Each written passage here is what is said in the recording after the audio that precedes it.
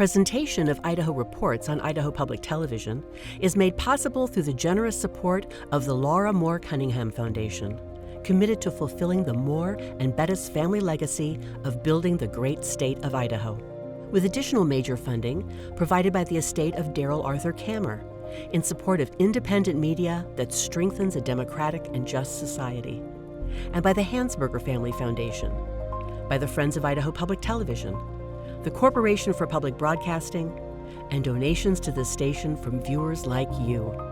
Thank you. 6 weeks into the legislative session and the budget fights continue. And the conversation isn't just about the direct impacts of program cuts, but how other things might be affected down the road.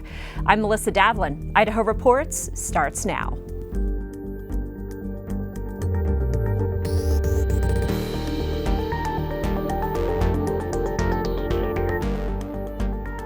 Hello and welcome to Idaho Reports. This week, College of Western Idaho President Gordon Jones sits down with Logan Finney to discuss how budget cuts will affect the college and what those ripple effects might be.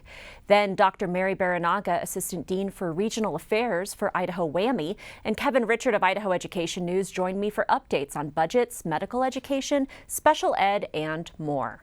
But first, on Tuesday, Governor Brad Little spoke to reporters about issues facing the state this legislative session. And no surprise, the conversation mostly focused on the budget.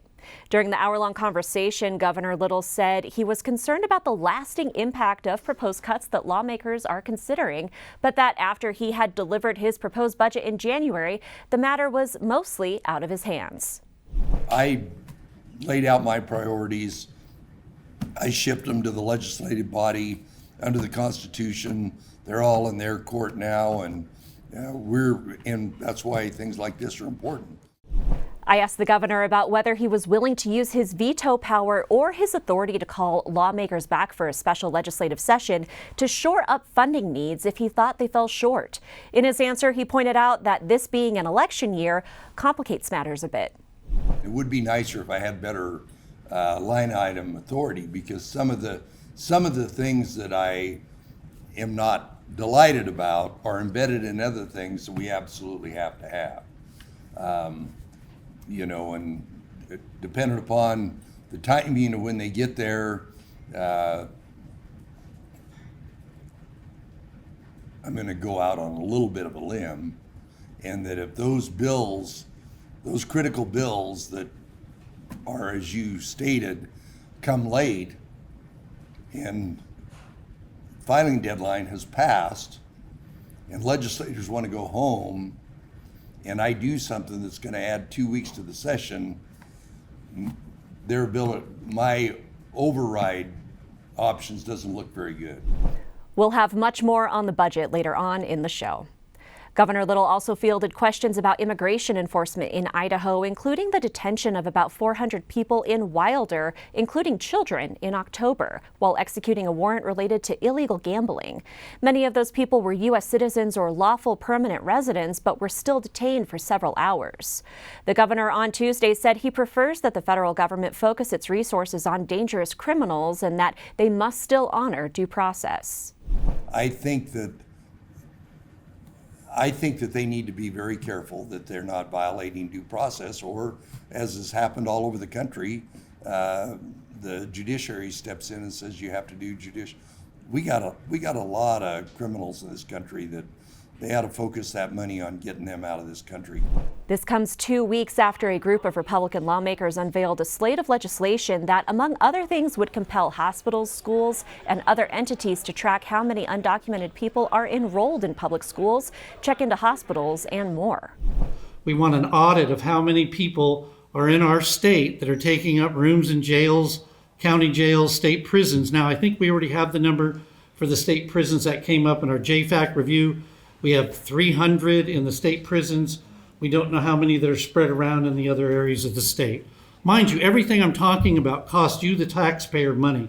You're paying for this. So we have unlawful employment of unauthorized aliens. That's what's going on in the state. There's been different numbers. 2 years ago, I think it was, I ran a memorial in the House, in the committee meeting for that memorial. The dairy industry admitted that 70% of their employees would fail an I-9 audit. Think about that for a minute. 70%. That's one industry. We also have a concealing, harboring, and sheltering bill. We ran this last year. It didn't get out of committee. We've made some changes. We hope that makes the difference. That full press conference is available online at youtube.com/Idaho Reports. At the press conference, lawmakers stressed that these bills aren't meant to target people based on race. But one attendee said that actions like this still have a negative impact on Idahoans of color, regardless of their legal status. If they are caring about their community and they're caring about the well-being of citizens, how about the citizens that are afraid? How about the citizens that live in fear every day, including myself, of that real possibility of ICE pulling up, just like I see on all over social media, all over the news, pulling up in a van, popping out real quick like that, and we know what's happening. I'm part of an ICE watch group. I have personally seen ICE agents myself, and we know they operate. Now they operate fast so that it's really hard to get a picture of them. It's really hard to get a video of them. They show up, they do their business, and they're gone. There's not a lot of activity in Boise right now. And obviously I care about the areas outside of Boise. Boise is my home. I never want to see that in the streets of Boise, but it's already in Idaho. And after the situation in Wilder, that should click with people, in my opinion. That was Idaho. This came before the ACLU announced their lawsuit against state, local, and federal law enforcement for their actions during the Wilder raid, charging violations of due process and equal protection. On Wednesday, producer Logan Finney sat down with ACLU of Idaho Executive Director Leo Morales to discuss the lawsuit. And the operation was conducted in a way that was really more of a military type of operation, which left individuals significantly traumatized. And so in our lawsuit that we filed, significant violations of the Fourth Amendment, the 14th Amendment. So Fourth Amendment, unreasonable searches and seizure, prolonged detention of the individuals that were there as well. They were also targeted because of the color of their skin and their ethnicity. So that's 14th Amendment equal protection. So these are some of the claims that we have. You can find that full interview with Leo Morales online. That's on the Idaho Reports YouTube channel or wherever you listen to podcasts. While K-12 public education has been spared from direct budget cuts, the same isn't true for higher education. Earlier this month, the Idaho State Journal reported that Idaho State University in Pocatello is laying off 45 employees and eliminating the College of Education after the governor's mid-budget year order to reduce spending by 3%. And that's before the legislature's proposed additional 1% holdback for this year and another 2% reduction for next fiscal year. Community colleges are also bracing for additional cuts. On Wednesday, Logan Finney sat down with College of Western Idaho President Gordon Jones. President Jones, thanks so much for joining me today. Thanks, Logan. It's a pleasure to be here. So what are your concerns surrounding this year's proposed budget cuts? Well, to me, when you think about the legislative process and the proposed budget cuts, as a college president, what I look at is where are we as a school. College of Western Idaho is the school that I lead. And there's really a story of growth going on here in Idaho. We at College of Western Idaho have had almost a dozen, 10 to 12 consecutive semesters of enrollment growth. We know that the kinds of workforce training that we provide and our other college colleagues here in Idaho in public higher ed, we're seeing greater and greater numbers. And so certainly cuts, while the legislature is in charge of deciding funds and where they're distributed, it's an interesting moment because cuts in the face of growth create challenges, pressure points. And for those of us that are very focused on workforce development, that creates limitations in what we can do. And that means limitations for Idahoans and their ability to step in and participate in this vibrant economy that we have. So in a lot of cases, these cuts to me represent reduced opportunity, reduced seats for jobs that frankly the state needs. And that's, I can get into various wait lists or other things we have, but fundamentally it's about the pressure that's created from that and whether that's matching the market, and the market's growing. The Joint Finance Appropriations Committee, the bills that they're working on right now, sending to the floor, have additional 1%, 2% cuts on top of what the governor had recommended.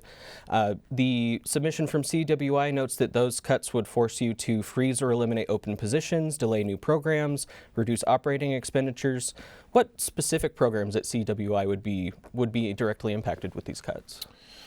Well, I think there's a couple things that go on here with these cuts. One is we have to, as I mentioned, and as you've just said with JFAC cuts, 3% plus 1 for this year, plus 2% is 5. When you add to it career technical funding, are effectively, and increases in healthcare, we're effectively looking at a 10% reduction in funding. So when you add up specific buckets, you end up with even a bigger number. And so we, of course, are civil servants, and so we're going to obviously figure out how that gets addressed. But it gets addressed in delayed programs and then lack of capacity. So I have a dental hygiene assistant program. We're having to delay that program. That is a significant need. And I'm not here to get into the details of oral health, but fundamentally it is actually very important for all of us, and those frontline health professions are there. We have a nursing program, RN nursing. We have 100 people per year on a wait list. We don't have seats. We don't have the funding to expand that. And by the way, for those listening, over 98% of our students at College of Western Idaho, we have 34,000 individuals we served last year alone. Over 98% of them are from Idaho. So these are our neighbors, these are our community members who are looking to step into nursing, dental assist, welding. We have over 70 people on a wait list, automotive technology. You go down the workforce career technical training programs we have. And by and large, those programs will not see any extra seats, and we have to effectively delay or encourage others to look elsewhere or, frankly, think about Plan B. So that's the concern. Idaho Launch is another program that lawmakers are looking at trimming back. They're proposing taking $10 million out of this year's bucket, $10 million out of that program again next year. That's another program that is going to impact CWI as we're talking about these compounding cuts, aren't we? Well, first of all, Idaho Launch, to me, for an Idaho family, is a real enabler for people to access the benefits of accessing a job market that allows them to participate in this vibrant economy. If you're a family with a tight budget, we all have housing, food, education. Idaho Launch is an incredible enabler that helps Idaho residents, high school graduates, step into higher ed in a way that creates that access. We know that jobs require training. In my view, the single greatest doorway and the single largest pipe, if you will, of producing workforce-ready individuals is through our higher ed. Our 2-year and 4-year schools are meeting all different levels of this workforce. So to me, Launch is an enabler there. Money that comes out of that will certainly be money that prevents individuals from being able to take advantage of that. What I would say more broadly is enabling individuals to come needs to come with capacity, right? And so what I would hate to see is individuals stepping into wait lists who are attempting to access in good faith utilizing such a great program as Launch. And so that's, to me, just what I call out. I need, whether it be our legislative community or others, to think through that. As a leader of a higher ed institution, I just call out and diagnose where I see that challenge coming for us. Sure, you don't just need students, you need the people to teach them. Correct. As you're talking to lawmakers, are they receptive to those concerns? I think so. I mean, I know when I chat with legislators, I think there's a real appreciation for the workforce preparation. While obviously our legislative body reflects our whole state, there's a range of viewpoints that ideologically are predisposed to saying, higher ed is critical and important. I think on other ends of the spectrum, there's views that say we have nothing bad about higher ed. We just question where the public role is in that. I think as a president of a community college, I want to work across all viewpoints and try to at least make sure people understand that public higher ed preparing people for the workforce of Idaho, I think is good for all. And I want to engage in that discussion and make sure I'm able to inform and help people see those benefits, because I don't want to end up in a situation where we throw the baby, so to speak, out with the bathwater. As you're talking with lawmakers, and just to be clear, the 1%, 2%, any fund reversions, those are still proposed. They haven't been voted on yet on the whole floor. What are you hearing from your fellow higher ed leaders in Idaho as we're game planning this and the bills are moving forward? Well, I know, first of all, I can't speak for any one institution, but I do chat with my colleagues. We have 8 public higher ed institutions in this state, 4 higher ed, 4 are 4 years and 4 are 2 years. And I think the story is fairly similar to what I'm sharing, which is we all face capacity constraints. We're all trying to meet both statewide and local needs for the workforce. And so an inability to match this growth moment, again, reiterating, we're experiencing growing enrollment. So a cut is, anybody can recognize that creates a collision where we have increasing numbers coming to us, and the need to access that requires more seats, more teachers, more equipment in general. And I think that's a statewide thing. It's not just specific to College of Western Idaho. All right. Well, CWI President Gordon Jones, thanks so much for joining us today. Thank you. On Thursday, the co-chairs of the Joint Finance Appropriations Committee held a press conference to address criticism of their budget-setting process, including considering additional cuts from what the governor and his staff recommended. We cut $30 million. How much is that letter asking us to add back? $13 million. So $17 million that we've cut, they haven't asked us to add that back. So I think we're getting at the point, and that's part of what we're looking at. The point is, where can they really absorb it before it really starts to hurt? And so we've been told these are some things we need to add back.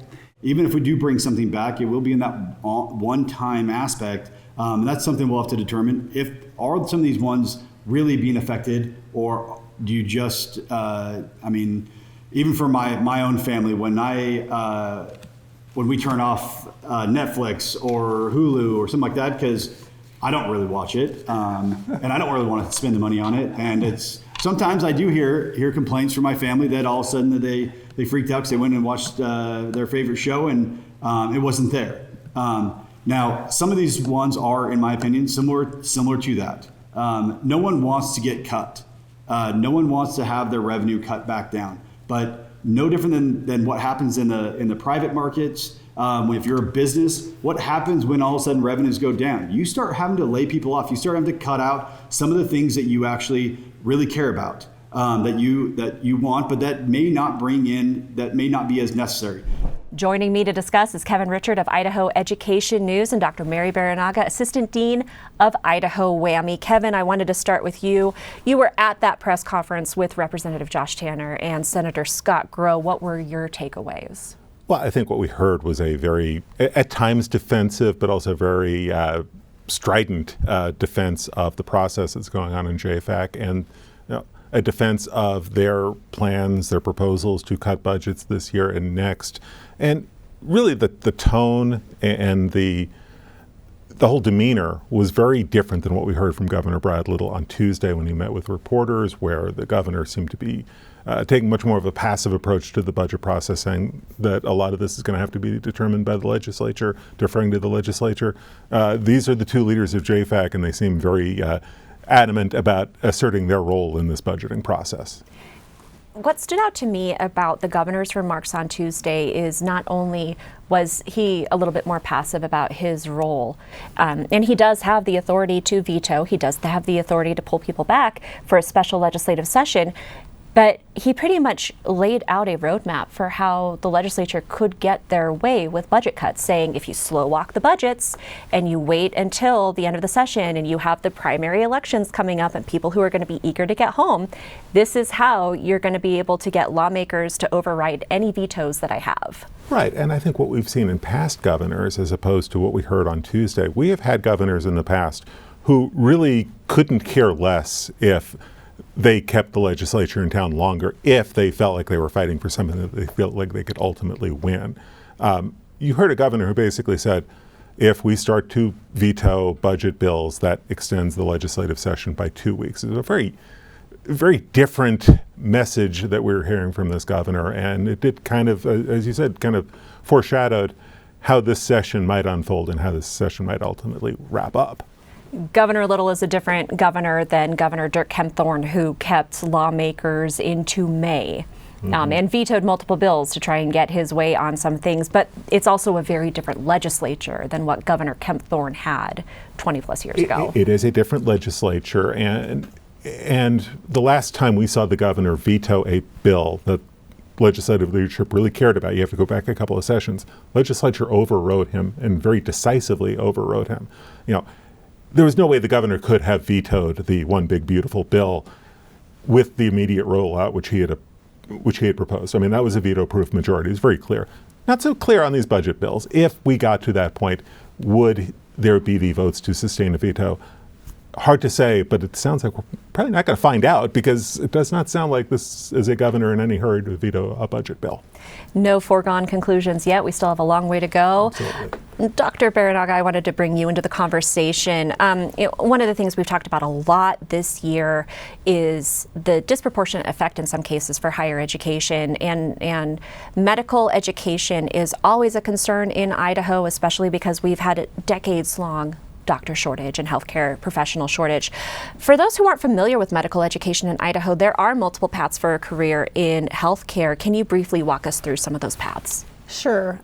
We talk about the physician pipeline, or the pipeline for healthcare providers throughout our state. So that involves not only K through 12, but going to college, and then differentiating into different specialties. So for some, that might mean nursing school, medical school, pulmonary therapist. There's many avenues to go, but it really relies heavily on that pipeline, getting those folks up to the point where they apply into our Idaho programs and hopefully practice here someday. So specifically with WWAMI, it's Idaho residents, it's public medical education for Idaho residents.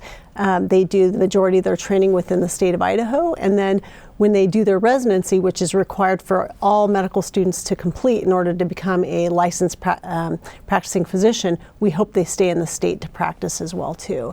So we have other medical education programs as well. So Idaho College of Osteopathic Medicine is here in the state as well too.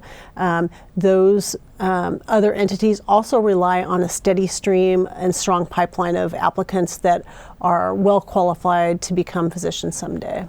If we're looking at just WWAMI in a silo, what is the state of WWAMI this year? WWAMI is thriving. We actually just finished our admissions process for the incoming class of 26. We had a record number of applicants and interviews this year, so very strong applicant pool. Many of them are from Idaho universities and colleges that are applying, and so that we just have a wonderful group of folks that attend, public and private schools within the state of Idaho and apply, and so that pipeline is just really important to WWAMI, and I think to ICOM as well.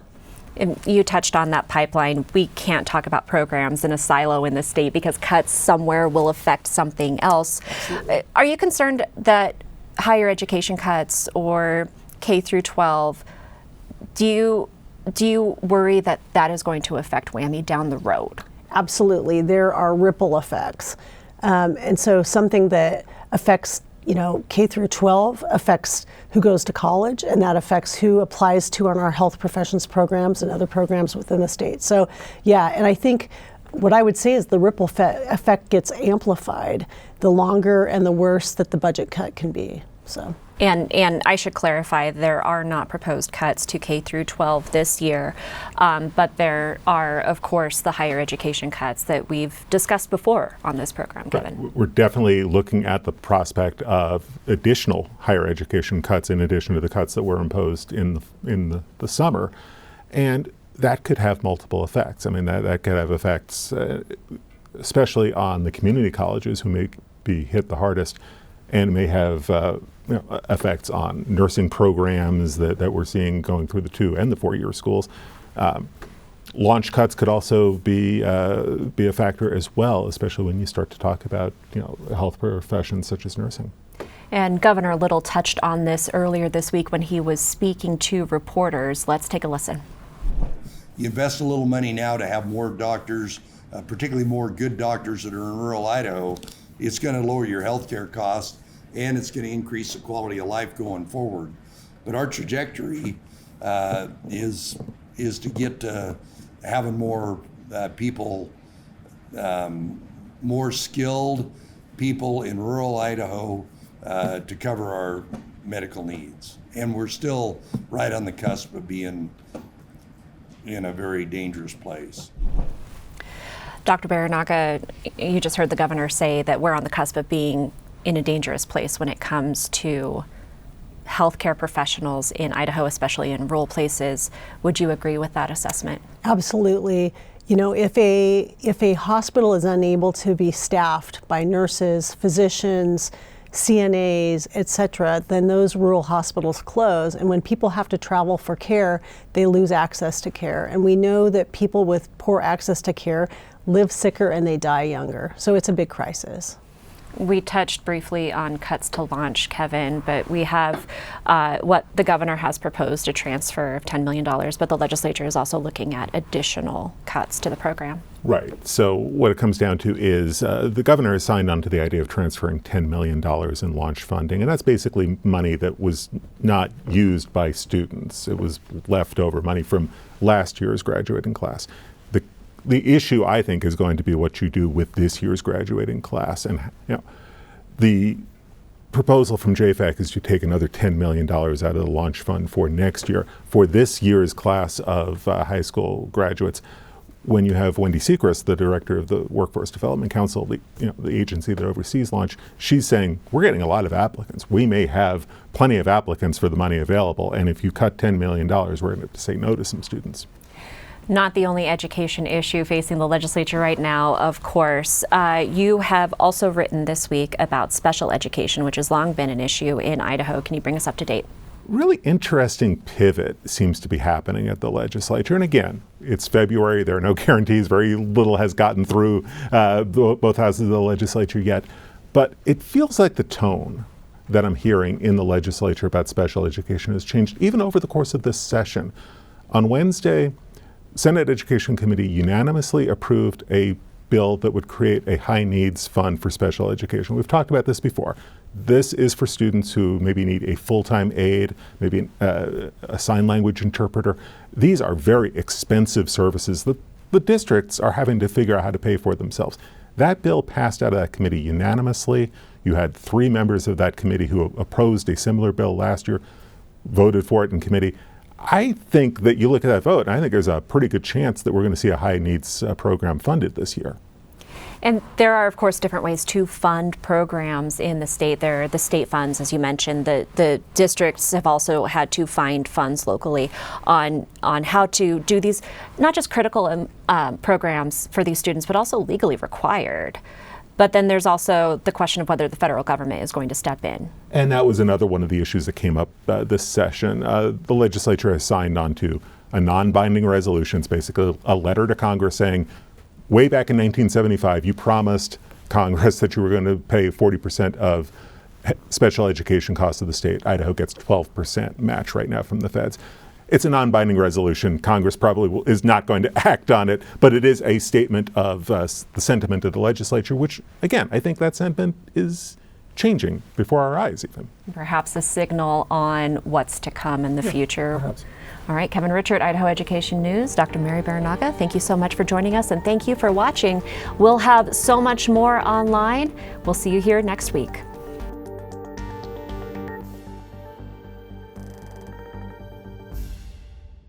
Presentation of Idaho Reports on Idaho Public Television is made possible through the generous support of the Laura Moore Cunningham Foundation, committed to fulfilling the Moore and Bettis family legacy of building the great state of Idaho, with additional major funding provided by the estate of Darrell Arthur Kammer in support of independent media that strengthens a democratic and just society, and by the Hansberger Family Foundation, by the Friends of Idaho Public Television, the Corporation for Public Broadcasting, and donations to this station from viewers like you.